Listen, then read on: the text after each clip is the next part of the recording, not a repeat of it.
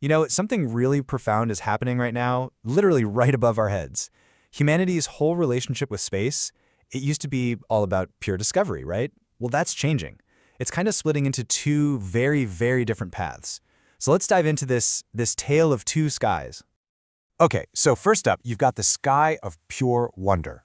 And I mean, just look at this thing. What you're seeing is the heart of a galaxy cluster 100 million light years away. Japan's XRISM telescope captured this in X-rays.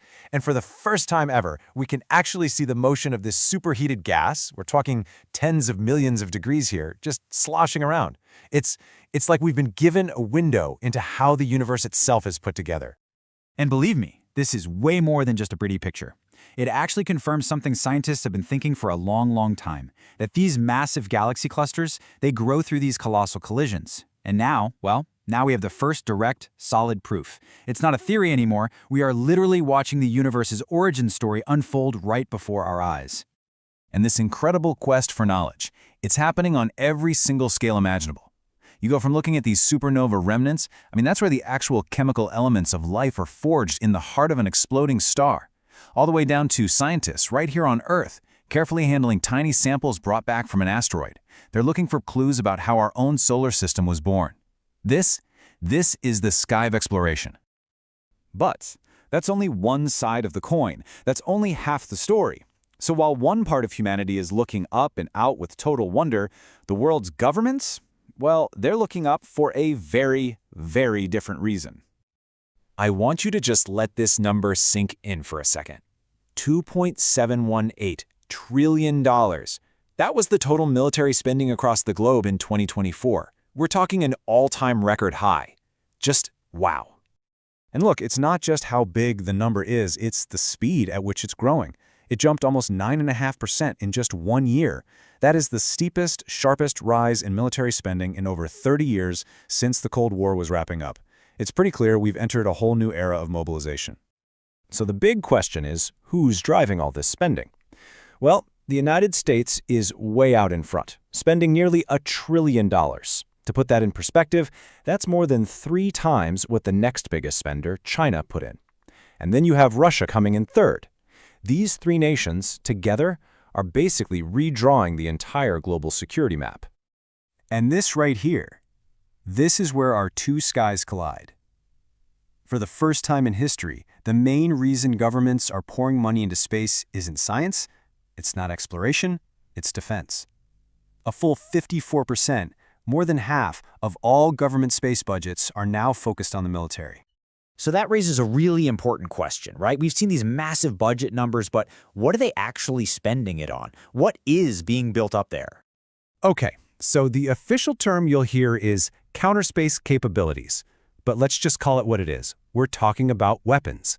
These aren't systems for exploring the cosmos. They're for controlling space by going after an opponent's satellites. And this isn't some far-off sci-fi stuff. It's happening right now. You've got major powers like the US, Russia, and China all actively developing this tech. We're talking about everything from GPS jammers that can mess with commercial flights, to these rendezvous satellites that can literally sneak up on and interfere with other spacecraft, and even kinetic weapons, basically space missiles, designed to smash other satellites to pieces. All of this has led to a huge shift in thinking, in official doctrine. That space above our heads, the place we used to think of as a peaceful global commons, well, military planners now officially call it a contested domain, just like land, sea, and air. In other words, a potential battlefield. And again, this isn't just a theory. It has very real, very dangerous consequences. Look at this number, 6,851. That's how many pieces of trackable space junk were created from tests of these exact kinds of weapons. Tests done by just 4 countries, the US, Russia, China, and India. The danger here is just immense. Every single piece of that junk is like a bullet, screaming through orbit at over 17,000 miles per hour. And a bullet like that doesn't care what it hits. It threatens everything. Military satellites, yeah, but also scientific telescopes like that XRISM you just saw, and maybe most importantly for us, the satellites that run our GPS, our banking, our communications, pretty much our entire modern lives. And that brings us to the ultimate cost, the opportunity cost. On one hand, you have over $2.7 trillion a year going into defense, and on the other hand, the UN says there's a $4 trillion annual gap in the funding we need to solve the world's biggest problems, things like poverty, hunger, and clean energy. It's a pretty stark choice in priorities, isn't it? So it all comes down to this one big question. The very same technology that lets us witness the birth of galaxies is the same tech that can guide a weapon with pinpoint accuracy. The choice of which sky we're actually building, are we building a shared laboratory for all of us, for all of humankind? Or are we just creating another battlefield for our conflicts down here on Earth?